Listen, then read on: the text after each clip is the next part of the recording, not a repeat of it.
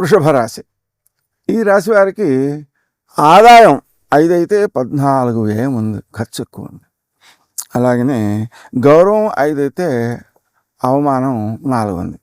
గౌరవం ఎక్కువ ఉంది కాబట్టి అది ఇబ్బంది ఏం లేదు. కానీ ఈ ఖర్చు అనేటువంటిది ఎక్కువగా ఉంది కాబట్టి వీరు తప్పనిసరిగా కొంత అప్పైనా చేసి స్థిరాస్తిని పెంపొందించుకోవడం అవసరం.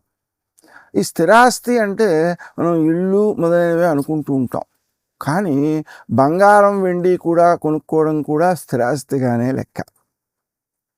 అయితే వర్తమాన కాలంలో ఆర్థిక నిపుణులు బంగారం వెండి మొదలైనటువంటి వాటిని కొనుగోలు చేయడం మంచిదని కూడా చెబుతున్నారు. కాబట్టి మనం వాటి మీద దృష్టిని కేంద్రీకరించిన పక్షంలో బంగారాన్ని కొనదలుచుకున్న వాళ్ళు ఎవరైనా సరే జనని కనకవృష్టిం దక్షిణాం తీర్పయామి అని అమ్మవారికి బంగారు వర్షం కురిపిస్తున్నట్టుగా భావన చేస్తూ తెల్లవారుజామున 5 నుంచి 6 వరకు సమయాన్ని సద్వినియోగం చేసినట్లయితే వారు కొనేటువంటి ఆ బంగారం సద్వినియోగం అయ్యేటట్లుగా అభివృద్ధికారిగా అవుతుంటుంది.